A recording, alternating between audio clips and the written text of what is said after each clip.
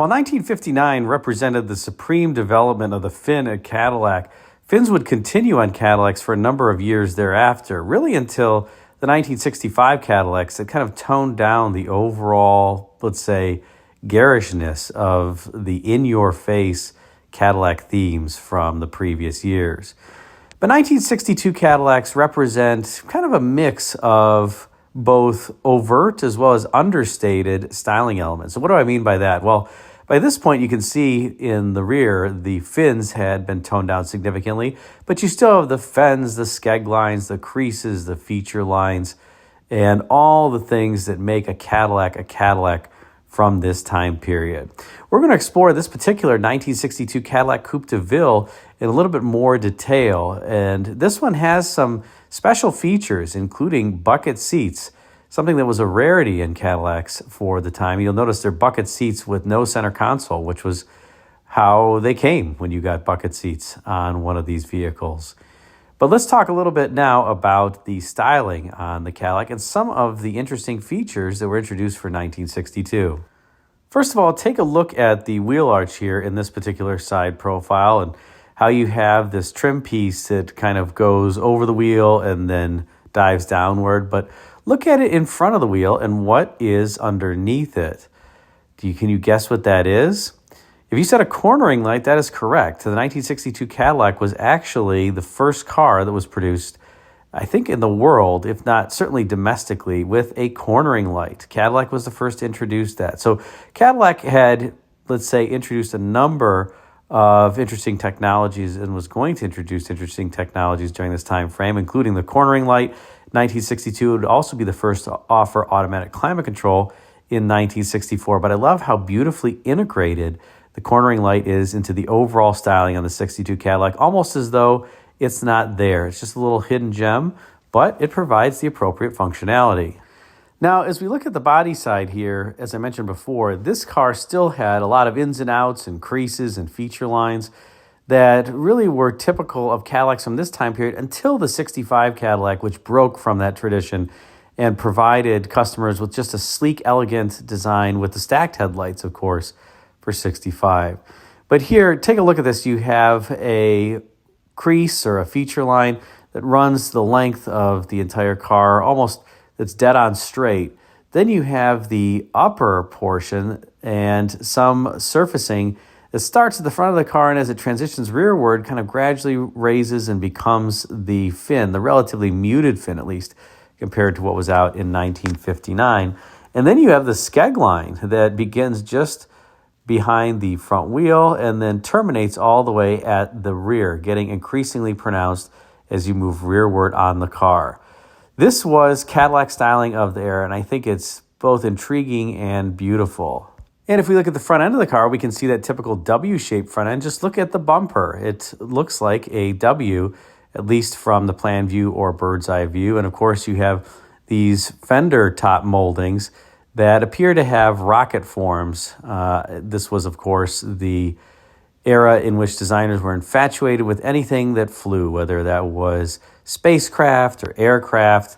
And that's what really kind of dictated some of the fins and the skeg lines that you see on this 1962 Cadillac, which really was the romanticism associated with flying and flight overall. And again, that would continue for a number of years into the future. Now, as we take a look at the dead-on front view, it's amazing to contrast the front view of this 1962 Cadillac with the car that was really setting the style for the day in the luxury field. And frankly, it wasn't necessarily the Cadillac. It was a Lincoln, the Lincoln Continental, which was introduced for 1961, that had these thin bladed fenders with the fender peak moldings, extremely clean sides, and juxtapose that against what you just saw in the side view for the Cadillac and also the front view. Notice here the front view of the Cadillac is very wide. It emphasizes the overall width of the vehicle because you have the grille that spills out into the headlamps and a rectangle within a rectangle within a rectangle theme actually to the grille. A texture that has multiple layers of dimension to it. Kind of a somewhat unique, I would say, design. That was used on other vehicles, but I think it was executed rather tastefully here. I'm surprised that the engineers would approve it that there was enough cooling and airflow with all those textures within a texture to the grille here. And of course, if you look at the lower, you have these beautiful parking lamp lenses that have an interesting form in them that, of course, resembles a rocket. Kind of goes along with those fender top moldings that also have a rocket-like theme to them. So everything on this car, at least from the exterior, a lot of it is inspired by spacecraft and aircraft, and Cadillac was really making no apologies about that because that was what was in vogue for the time. But stood in stark contrast to the Lincoln Continental, which really did not take its inspiration from those types of items. Now let's shift to the side profile of this 62 Cadillac. And I think this is a particularly elegant profile for a number of reasons, and it also has some awkward elements to it.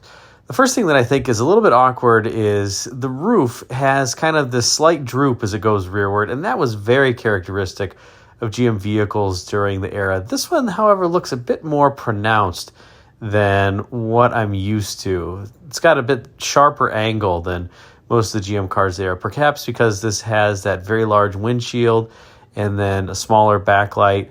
And it almost looks like it doesn't quite fit, or that it's sinking, in the rear underneath where the fin is. It doesn't look quite right.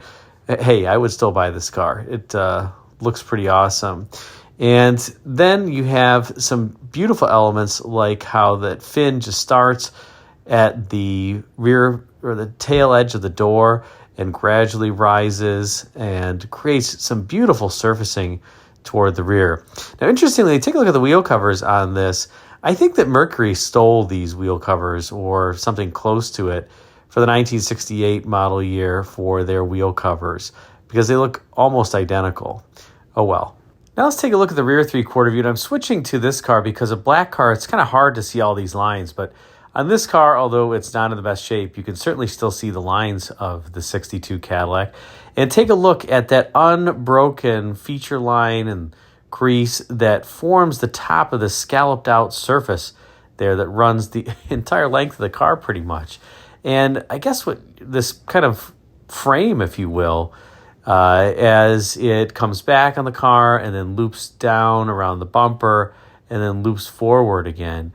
It's like this scalloped out section on the body side. And I think that's a really interesting theme for the body side. Just gives it a little bit more flair than it otherwise would. Now also take a look at where the C-pillar is relative to where the door handle is. Look at how far outboard that door handle is and how far the top of the door surface kind of juts out from the passenger compartment. I love the look of that. It kind of makes the vehicle look wide overall because you have this greenhouse that's rather tall, but it's narrow relative to the overall body's width.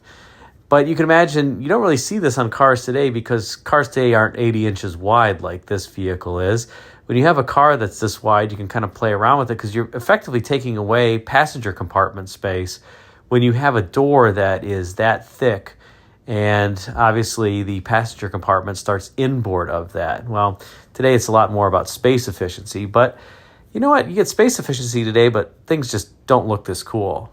And here you can see another car. Let's just say it's in better condition.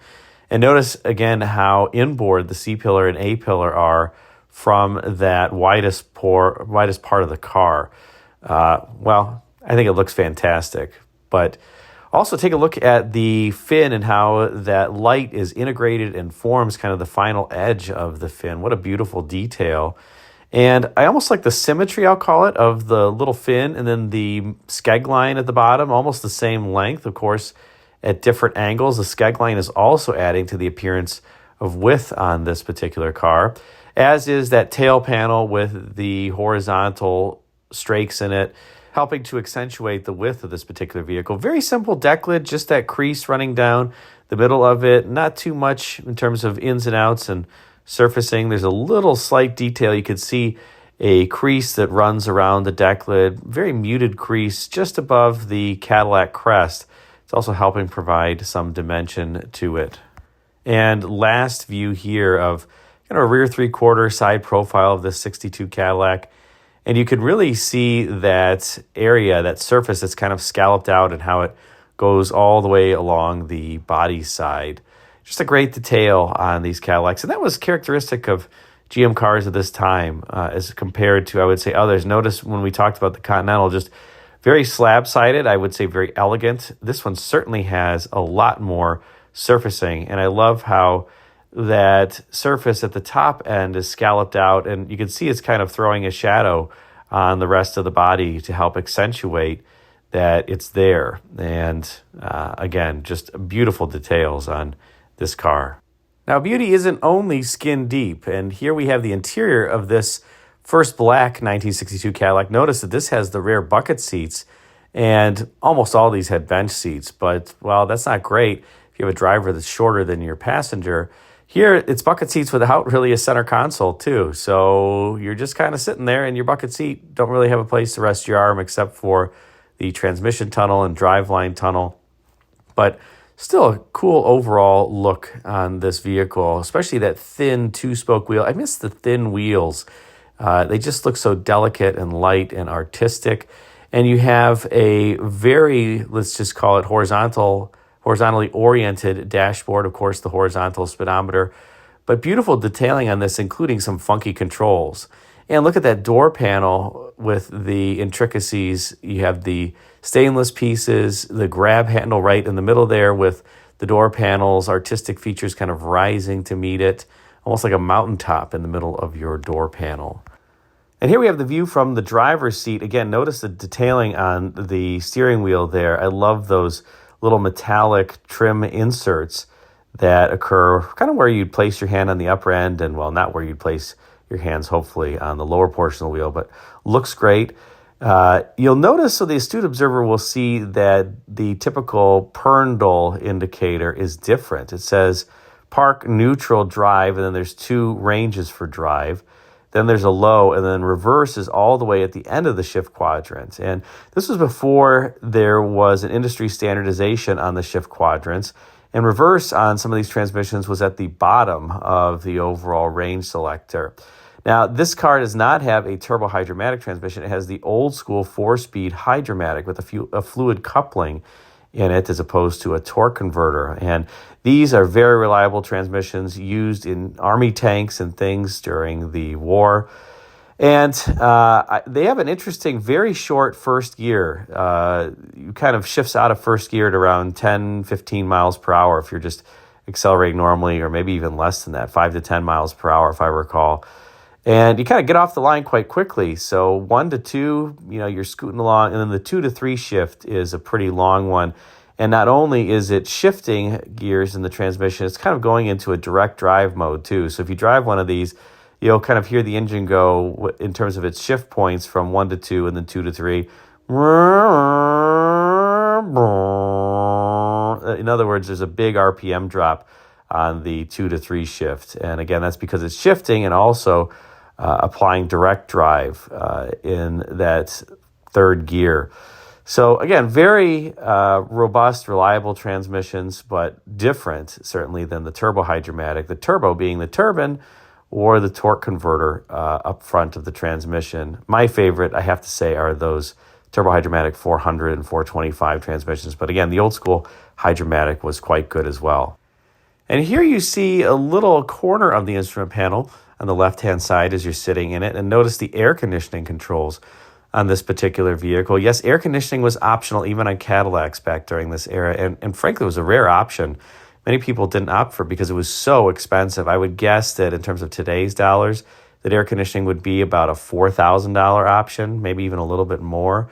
So it was very pricey to have air conditioning, but I will say the air conditioning works great in these vehicles when it is properly in tune. Now notice here on the A-pillar, that kind of panel below the A-pillar, there's a dial and then a push button. What in the world is that? Well, that's your dial-a-cruise. Yes, you would actually kind of dial the speed, and then you'd push that button where it says push to lock. I think it says push to lock, or push to set. My eyesight's getting old here. But in any case, this was how you set the cruise control. There was no button at the end of the turn signal stalk. You just dial this wheel around and set it. Now, this was something that would continue on Cadillacs for a number of years into the mid and late 1960s before the push button at the end of the turn signal stalk became, the way to activate the cruise. And I think that was better overall, but just a funky application of cruise control. Now, under hood in this 1962 Cadillac, we have a very special engine, and that is Cadillac's 390 cubic inch V8. And you may be saying, special, the 390 cubic inch V8, what's so special about that? It had been around since 1959. Well, this was the last year for the 390 cubic inch V8 of this particular variant. In 1963, the 390 would be redesigned and new. And so 1962 represents the last year of kind of the old school overhead valve Cadillac V8 that was introduced in 1949. Again, it was redesigned for 1963 with the same displacement for that particular model year, before in 1964 being punched out to 429 cubic inches, and then the 429 would last through 1967. In 1968, the Cadillac 472 would be introduced. So the 63 to 67 Cadillac V8 is kind of one of the shortest lived engineered engines. It just spanned a few years before it was redesigned again. I think that they didn't quite realize probably in the early 1960s when the 390 was redesigned that there was going to be a desire to make the engines bigger and bigger and bigger. And there was. And it just couldn't be punched out beyond 429 cubic inches, or couldn't be punched out very much. And so Cadillac redid their engine yet again. But again, here we have the last year for the 390 in its old form. Now you can see the cruise control box, the dial-a-cruise box there on the driver's side fender. That's what's bolted to the inner fender. You've got the big old GM A6 air conditioning compressor up front there that is powering the air conditioning system on this car. And then you've got a pretty funky brake booster for the power brakes. This was before on Cadillac they had that circular drum style brake booster. But all these components work together quite well. And of course, power steering. You can see the power steering pump there atop the engine. So again, last year for the old school 390, before it would become the new 390, you got the real old school powertrain in your 62 Cadillac, the old 390 plus the Hydra-Matic. And it was quite a combination to power this beautiful looking vehicle. Hope you enjoyed this spotlight on the 1962 Cadillac. Let me know what you thought. Put a comment in the comment section. Thanks again for watching.